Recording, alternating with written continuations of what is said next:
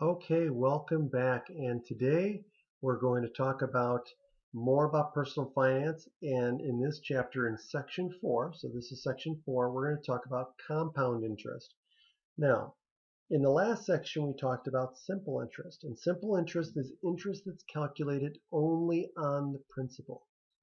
Well, compound interest is interest that's not only calculated on the principal, but it's also calculated on any interest that has accumulated during um, uh, the investment period, or if it's a loan during the loan period. Okay, so this is going to be different. Okay, so we're going to be able to use, we're going to find out how to use compound interest formulas. We're also going to learn how to calculate percent value. And then we're also going to learn how to understand and compute effective annual yield, or what's called the APY. And we're going to also talk about the APR, which is the rate, okay, the annual rate. So APR and APY are different things. So the effective annual yield, or what we call the APY, and you'll see this on credit cards statements. So if you read the fine print on credit card statements, they give you an APR, which is the annual percentage rate, or what they call the nominal rate. But then there's the effective annual yield, and those are not always the same. Okay, so now compound interest is interest that's computed on the original principal as well as on any accumulated interest. To calculate the compound interest paid once a year, we use this formula. Okay, so the calculate the compound interest paid once a year, this is the formula used. This is for annual compounding. Okay, so it's the future value, or what we call the accumulated amount, is the principal times 1 plus the rate raised to the power of the number of years um, that you have the investment or loan out. Okay, so here, this is the account's future value. P is called the present value. Okay, so again, especially if you use the calculator, present value is typically what they want. So again, why do we say present value? Because it's the present value at the time that you deposit it. And this is based on a lump sum deposit, right? So you deposit a lump sum and that's it. You don't add any more, okay? R is the rate and T is the number of years that it's either invested or borrowed. So this could also be based on a loan, annual compounding on a loan. So let's say you deposit $2,000 into a savings account at Hometown Bank again, which gives you a rate of 6%. Find the amount A of money in the account after 3 years if it's subject to compound interest. Okay, and so let's say it's compounded annually. So we're going to use the formula to find the future value. Okay, so in this case, the present value is $2,000. Okay, now we're also going to find interest, which is easy because once you find the future value, then you just subtract off the present value, and that gives you your interest that you paid. So let's go for it. So now we take the principal or present value of $2,000. The rate is 6%, but again, we use decimal of 0.06. And in this case, we're having it for 3 years. Okay, so now all we do is use our annual compound interest. Okay, and it's going to be the rate plus 1. So it's 1 plus this rate raised to the third power times 2,000. And so what do we get? We get $2,382.03 as our approximate future value. So now, how do you find the interest that you earn? Well, you subtract this amount from the amount you started with, which is the principal or present value. So you earned $382.03 after 3 years and that's the amount of interest you earned. Now, if you deposit P dollars at a rate R, and again decimals, subject to compound interest, and it's paid N times per year. So it's compounded however many times per year. This is the number of compounds. Okay. Then the amount A of the money is then in the account after 2 years is given by this formula. Okay, now notice that we have this N here. This N represents the number of compounds, the number of times the interest is paid per year.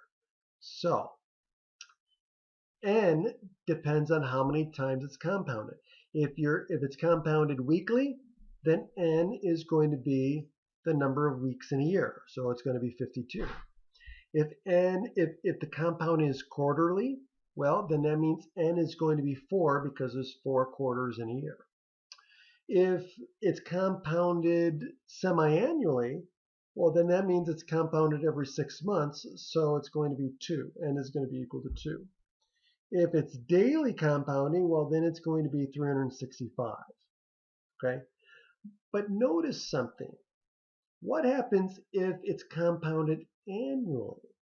Well, what is N if it's compounded annually? Well, 1. Well, what happens if N is 1 here and N is 1 here?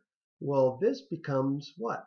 1 plus R, and this becomes T. And so look what you get. You get this formula right here. So this is the general compounding formula. And this also includes annual compounding.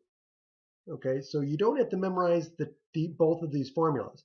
This formula also includes the formula if the compounding is annual. It just means N is 1. Okay, so but you will need to know this formula for compounding situations. Okay, for most compounding situations. So A is the future value. Again, P is the present value, or sometimes called the principal. Okay, so let's look at this example. It says you deposit $7,500 in a savings account that has a rate of 6%. I don't know where they're getting these 6% savings accounts, but I want to find out because I don't know any savings accounts that have the 6% rate of return, unless they're talking about a money market account, but that's slightly different. But anyway, the interest is compounded monthly. So that means, what is N going to be? If it's compounded monthly, what is N? N is going to be 12 because it's 12 months in a year. Okay.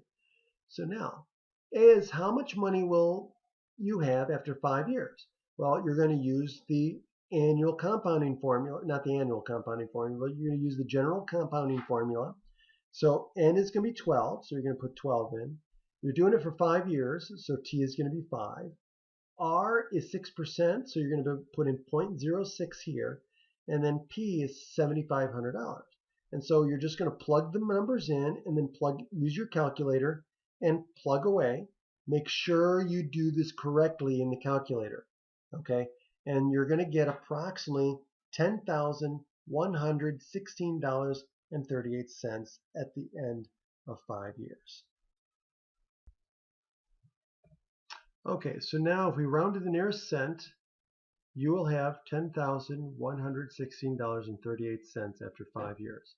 So now the amount in the account after 5 years is this amount. So that means if we take the difference between this amount, this is the future value, minus the principal or the present value, we're going to find the amount of interest that you earned, which is $2,616.38. So the interest that you make after 5 years in this investment is $2,616.38. Now, some banks use continuous compounding. Now, this uses a different formula where the compounding periods increase indefinitely. So you notice that I hope you notice that as we increase from annual compounding, weekly compounding, daily compounding, N gets larger. Well, what happens is if we take n to infinity, we get continuous compounding, which then uses this formula, okay, which is a equals p e to the rt, okay? And so I'm not going to show you why this goes to e, but you can rewrite this, and as n goes to e, as n goes to infinity, we get the irrational number e, which is a very common um, natural number, right? The irrational number. Okay, so in continuous compounding, you have to use this formula. Do not use this formula. So you got to be very cautious and read the problems carefully and see if it says continuous compounding. If it says continuous compounding, then this is the formula you need to use. If it uses any other compounding like weekly, daily, monthly, quarterly, what have you, then you're going to use this formula.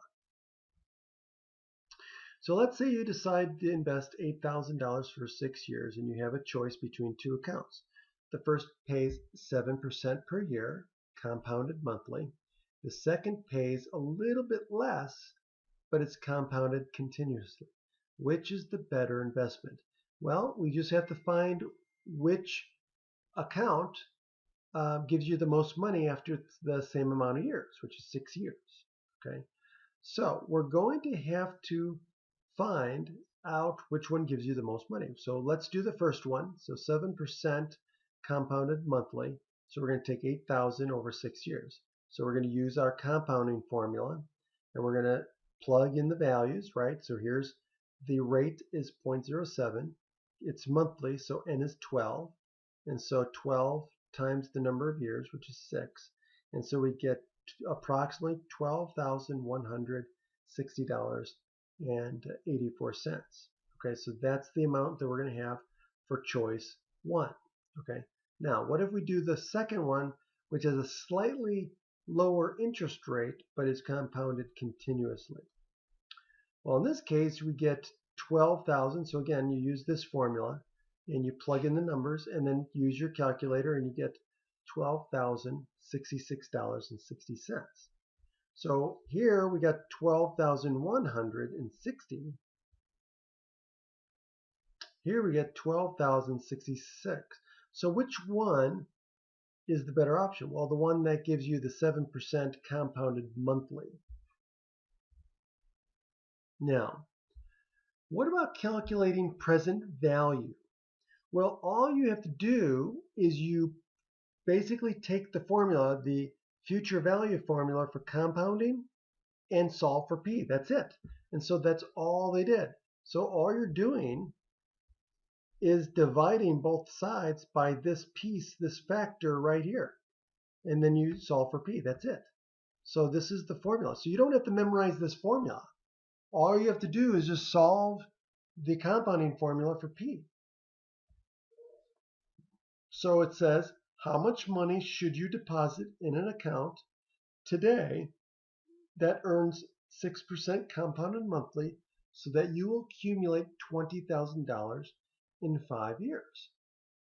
Well, we're going to use this formula. So all you do is plug and chug. So your future value that you want is $20,000. Your rate is 6%, which is 0.06. It's compounded monthly, so 12. And it's for 5 years. And you want to have $20,000 after 5 years.